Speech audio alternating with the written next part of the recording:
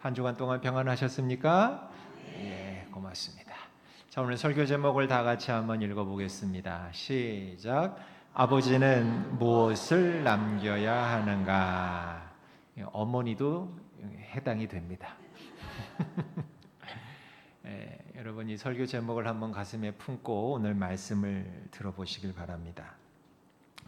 오늘 본문 말씀은 다윗 왕이 이제 나이가 들어서 죽음을 앞두고 아들인 솔로몬에게 유언을 남기는 비장한 순간이 본문의 배경입니다.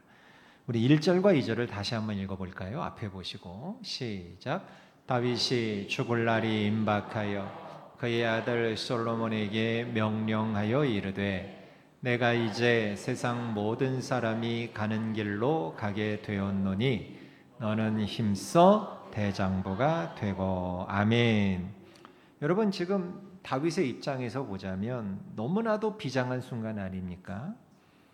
그리고 이제 마지막으로 사랑하는 자식에게 마지막으로 남기는 말이 되다 보니까 이거는 가장 중심이 되는 정수가 되는 그런 말을 마음을 담아서 아들에게 당부하는 메시지가 바로 유언의 말씀입니다.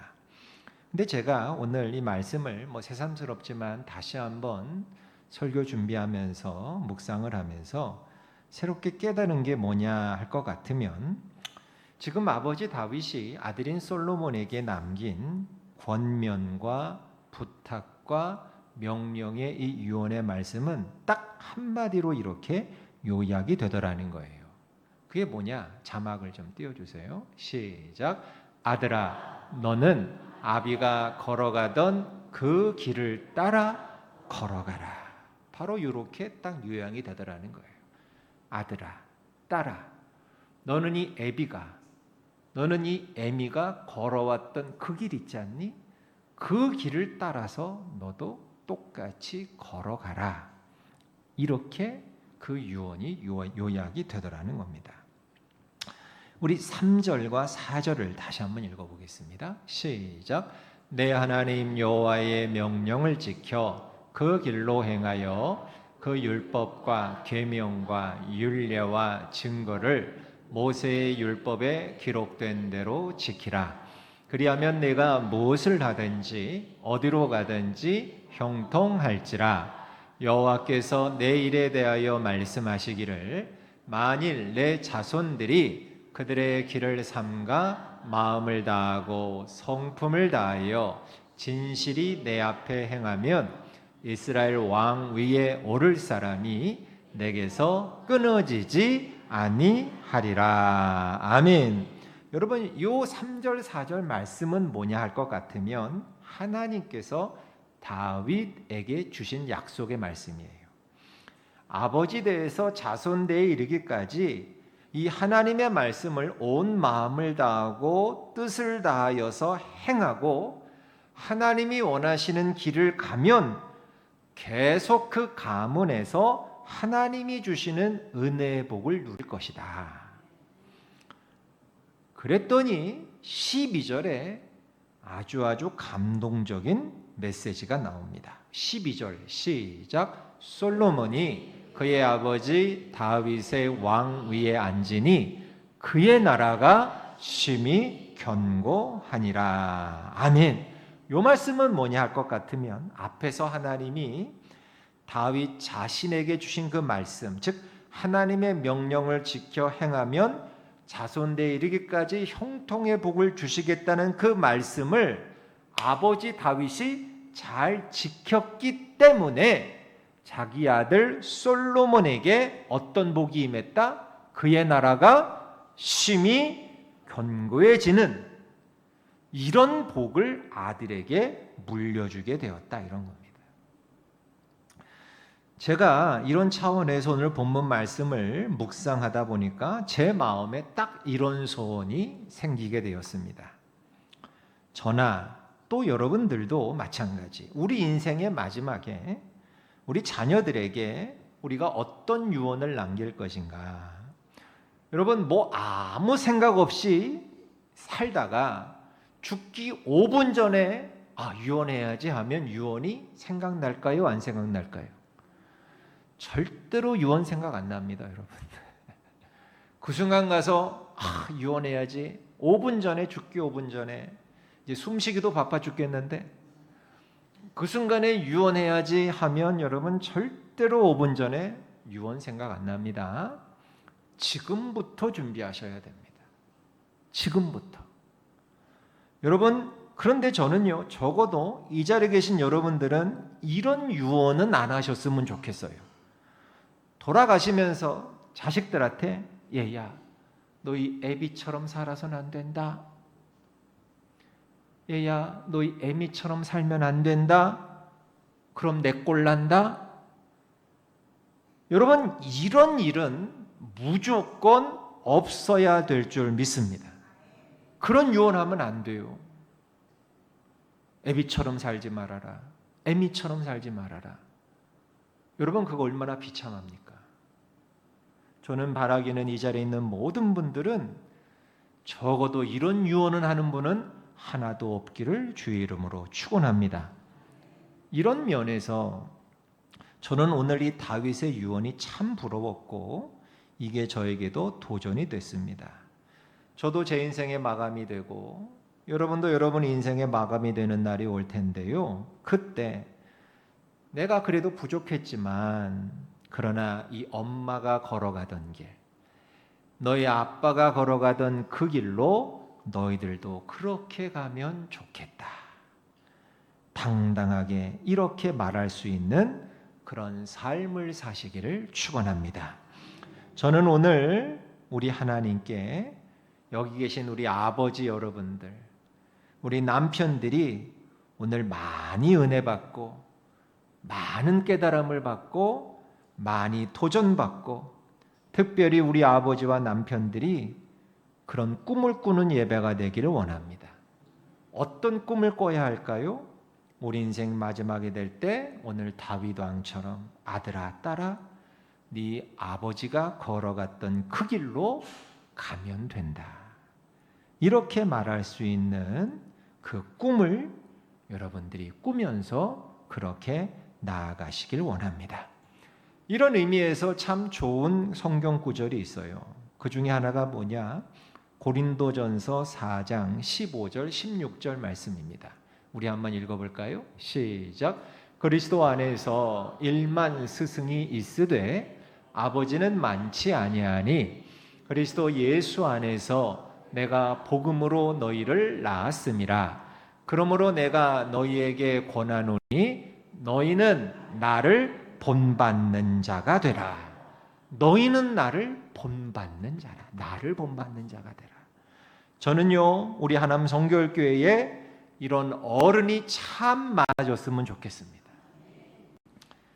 이 애미는 하나님을 본받기 위해 예수님을 닮아가기 위해 한평생 노력하고 많은 애를 썼단다.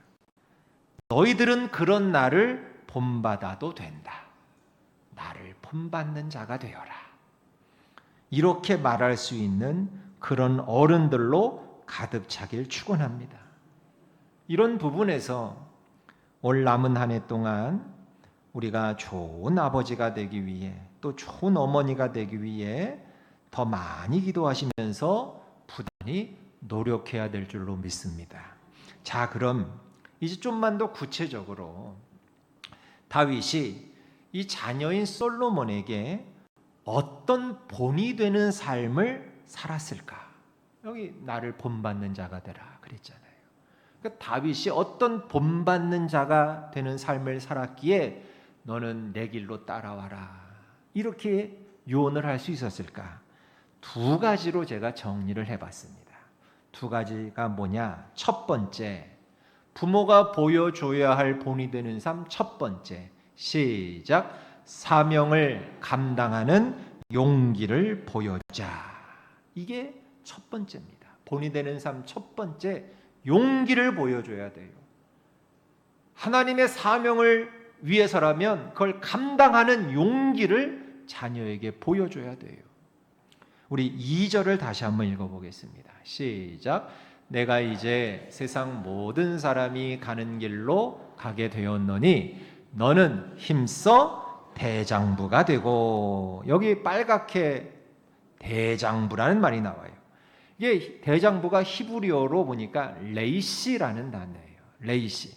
근데 레이시가 뭐냐 할 것 같으면 강한 남자란 뜻이에요. 강한 남자. 자막 좀 넘겨주세요.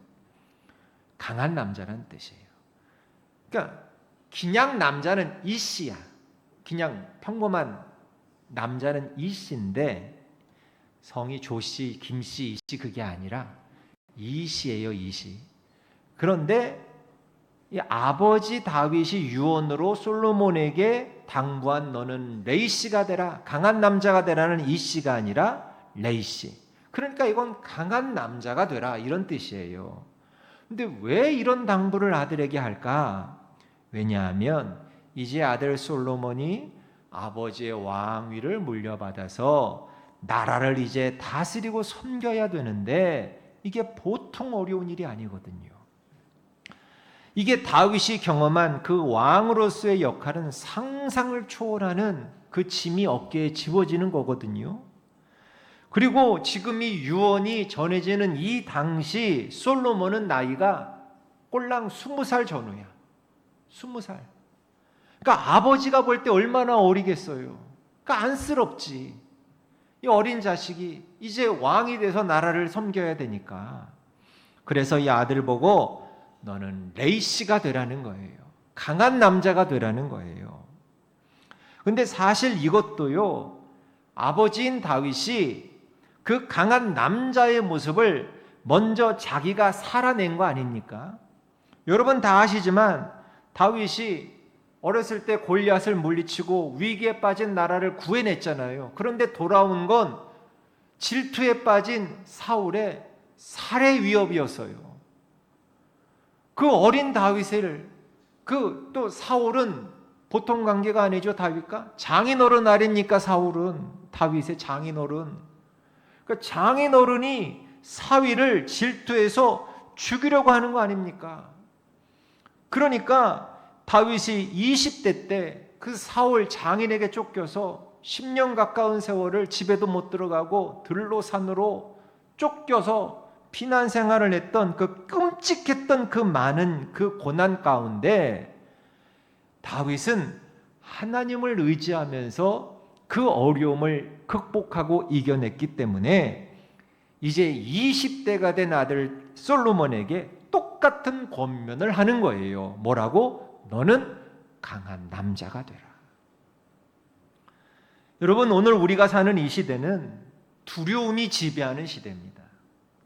심리학이나 상담학에서 요즘 우리 한국에서만 쓰는 신종 용어가 하나 있는데 그게 뭔지 아십니까? 쿠쿠다스 멘탈이라는 용어를 씁니다. 쿠쿠다스 멘탈이 뭐냐? 여러분 과자 쿠쿠다스 아시죠? 이 과자. 저도 참 좋아하는 과자입니다. 여러분도 좋아하시죠?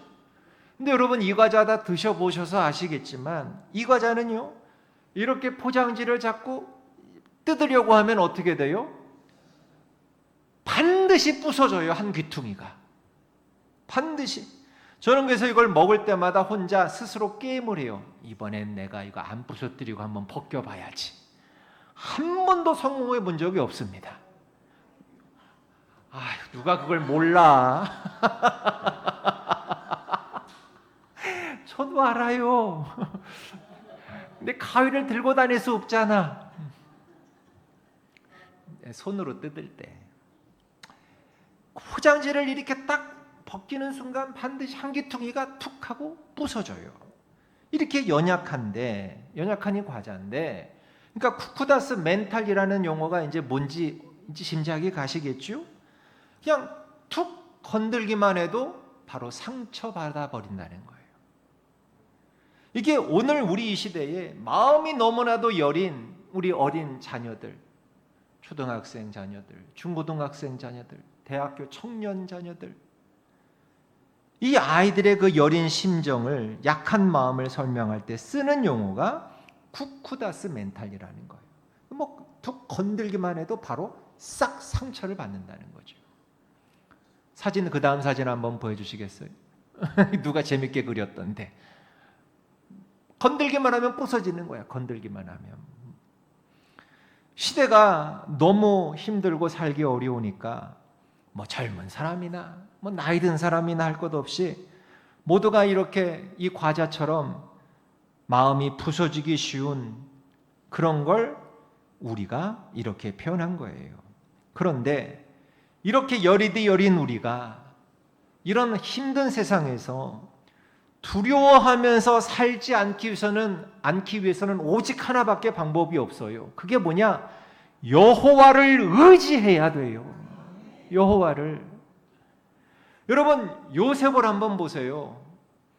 그 어린애가 저 먼 들판에서 양치는 형들에게 도시락 배달하러 막내인 이 요셉이 도시락 배달 왔다가 아버지가 요셉만 이뻐하니까 이 형들이, 친형들이 이 막내 동생 요셉을 질투해가지고 어떻게 합니까? 구덩이를 깊게 파서 거기에 빠뜨려 죽이려고 하잖아요, 형들이. 그러다가 지나가는 노예 상인한테 요셉을 인신매매해서 팔아버리잖아요. 그러니까 어린 요셉이 졸지에 부모와 생이별하고 애굽으로 노예로 팔려가잖아요. 그리고 거기에서도 또 이상한 여자를 만나잖아요. 보디발 장군의 부인. 하여튼간에 가는 길목마다 꼭 이상한 여자들이 하나씩은 꼭 있어. 남자 성도님들 조심하세요. 어딜 가나 꼭 이상한 여자들이 하나씩은 꼭 있어, 인생에.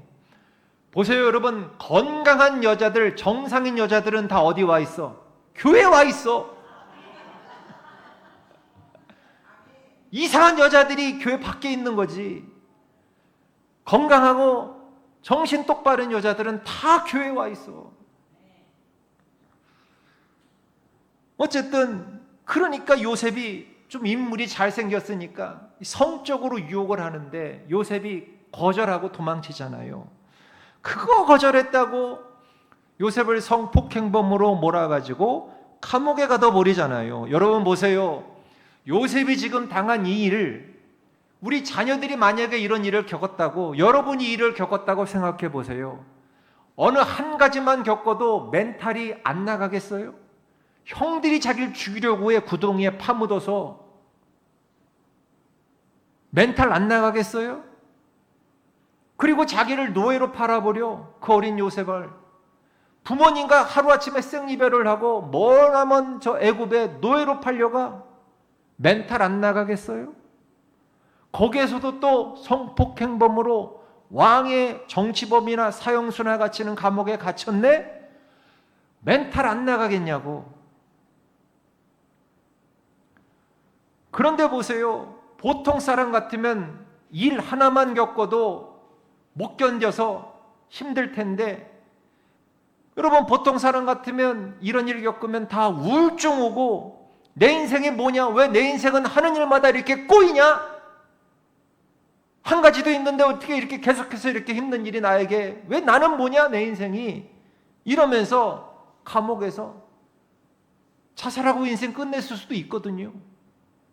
쿠쿠다스 멘탈 가진 사람들은. 그런데 요셉을 보세요. 왜 요셉은 이 끔찍하고도, 이 끔찍한 이런 일들이 하나도 아니고 연속으로 계속 벌어지는데도 왜 무너지지 않았느냐 이거예요. 왜? 나중에 자기가 이렇게 얘기하잖아요. 의미 부여가 거기 있었거든요. 창세기 45장 4절 5절을 한번 읽어봅시다. 시작. 요셉이 형들에게 이르되 내게로 가까이 오소서. 그들이 가까이 가니 이르되 나는 당신들의 아우 요셉이니 당신들이 애굽의 판자라. 당신들이 나를 이곳에 팔았다고 해서 근심하지 마소서. 한탄하지 마소서. 하나님이 생명을 구원하시려고 나를 당신들보다 먼저 보내셨나이다. 아멘. 5절을 보세요. 이 말은 무슨 말이에요? 하나님이 나를 통해 하실 일이 있기 때문에 나는 무너질 수 없다는 거예요. 나는 하나님이 나를 통해 하실 그 사명을 나는 해야 되기 때문에 나는 이런 어려운 일이 있지만 나는 무너질 수 없다는 거예요.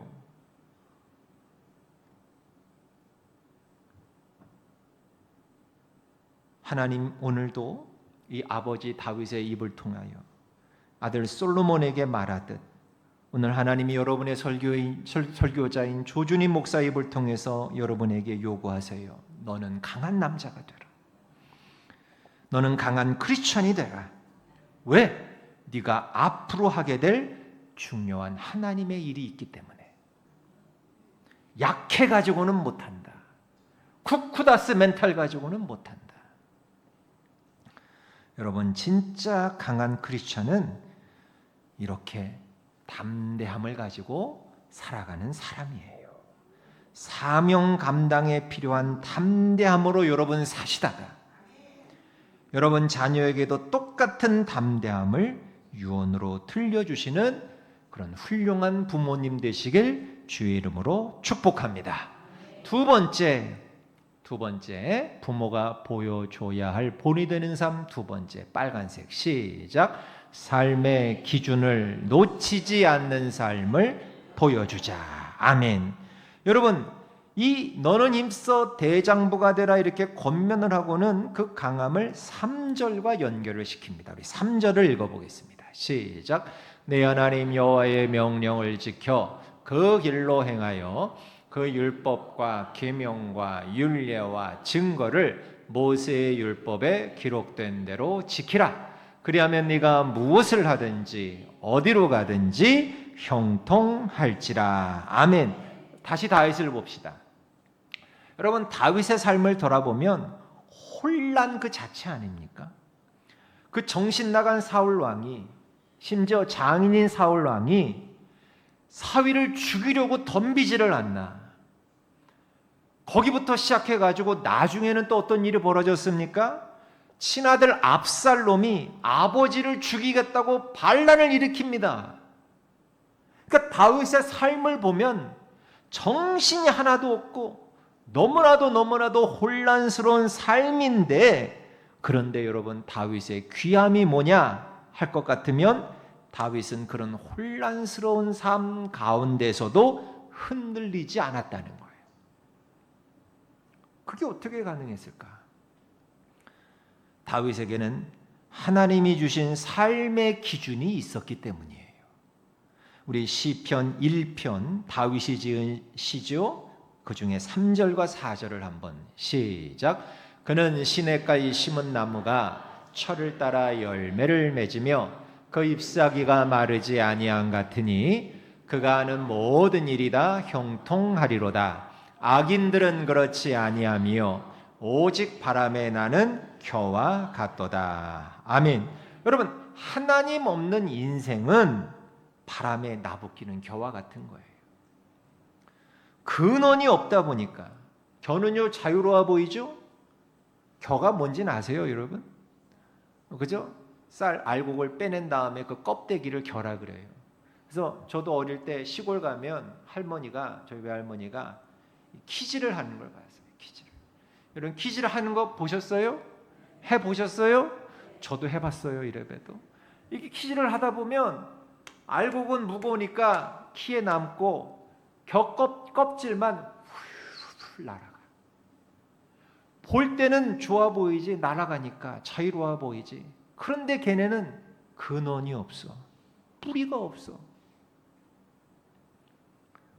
그러니까 근원이 없다 보니까 하나님이 중심이 없는 사람은 열심히는 참 열심히 살아. 열심히 사는데 맨날 그 모양이야. 맨날 제자리야. 그런데 다윗은 이렇게 혼란한 일을 많이 겪고 정신을 차릴 수 없을 것 같은 그런 와중인데 정작 다윗 그에게는 왜 흔들림이 없느냐? 이 시편 1편에 그 답이 있더라고요. 3절을 띄워주세요. 3절. 그는 시냇가에 심은 나무.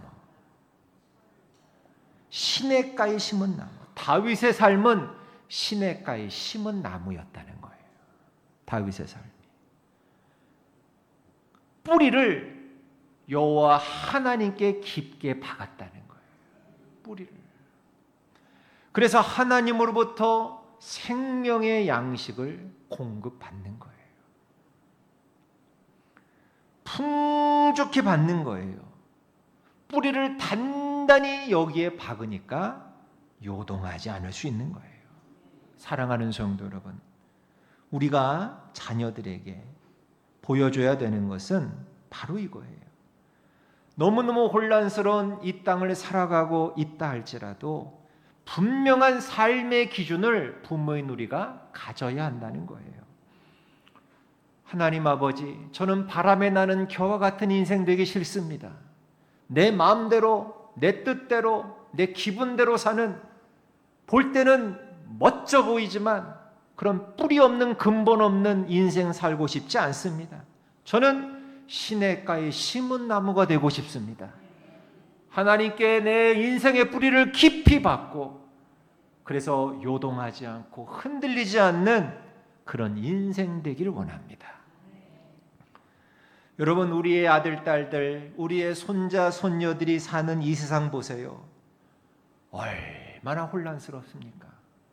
이제는요, 여러분, 입에 담기도 민망한 단어들을요, 우리 자녀 세대들이 아무렇지 않게 내뱉습니다. 이제 결혼도 하기 전에 먼저 살아보고 결혼하겠대. 속궁합이 맞나 안 맞나, 이런 얘기를 아무렇지 않게 합니다.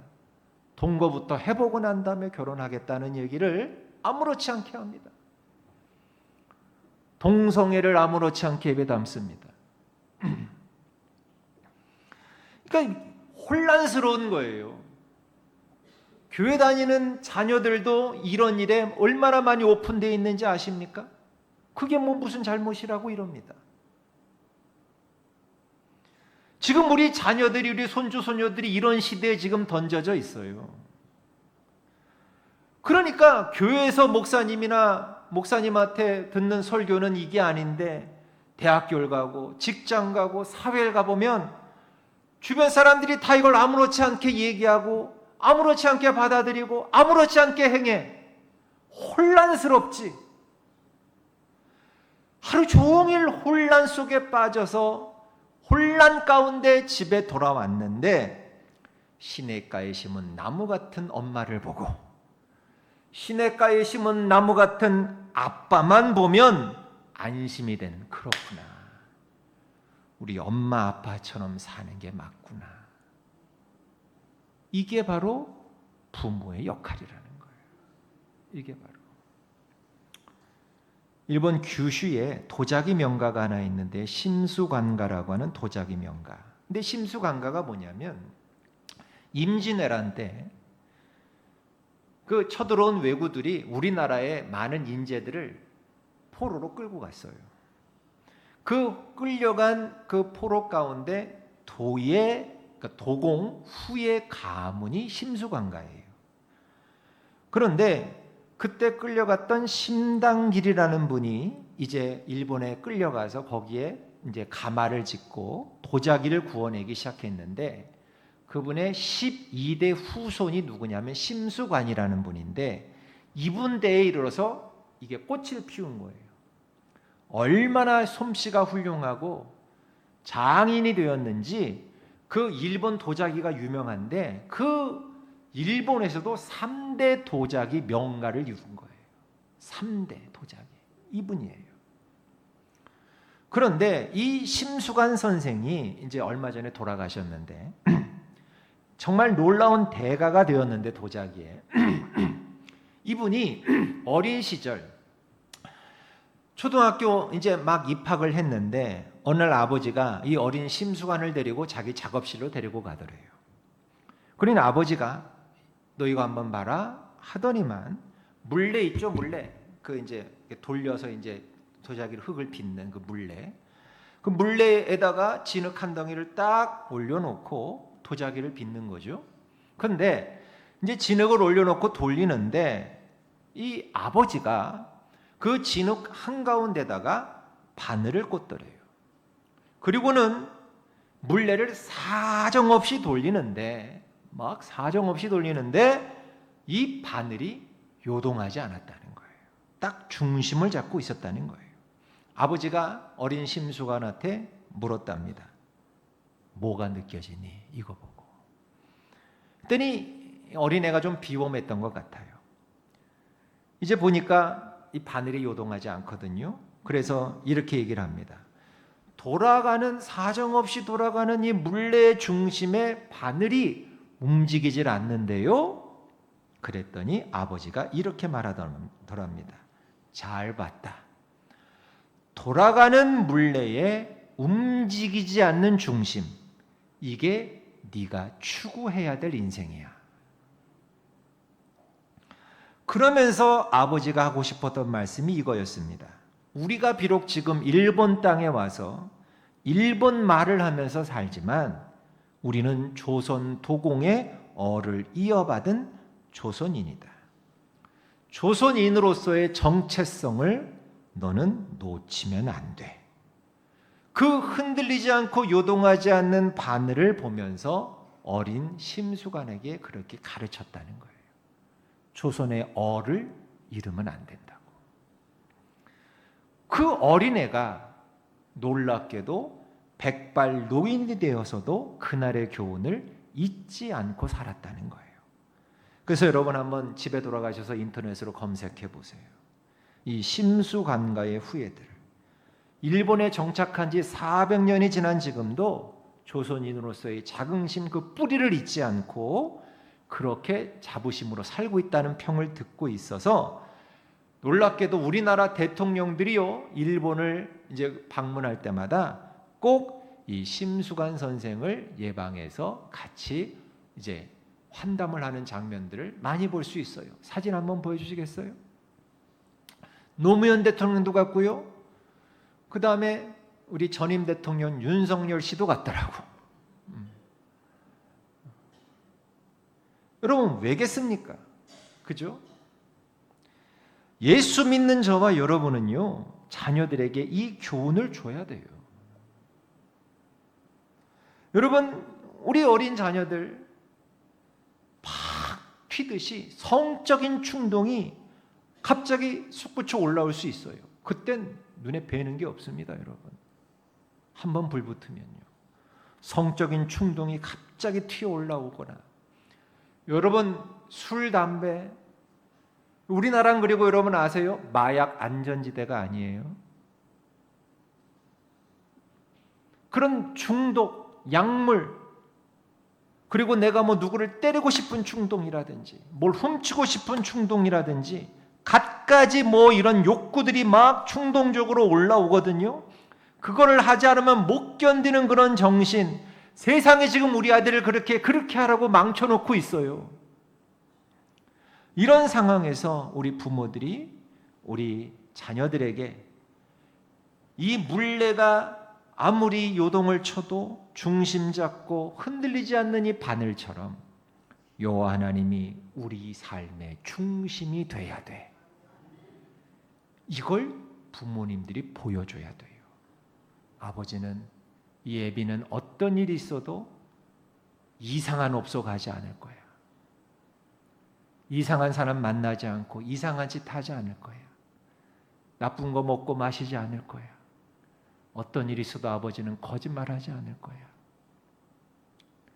이 흔들리지 않는 중심되는 걸 보여줘야 돼요. 이게 교육이라는 거예요. 말씀을 맺겠습니다. 우리 오늘 하나님 저희에게도 이제 언젠가 다윗처럼 이 땅에서의 삶이 끝나는 날 우리 자녀들에게 이렇게 말하기를 원합니다. 너도 아빠처럼 그렇게 살면 돼. 너도 엄마처럼 그렇게 살면 돼. 우리가 이 꿈을 꾸면서 하나님 앞에 그렇게 나아가기를 원합니다.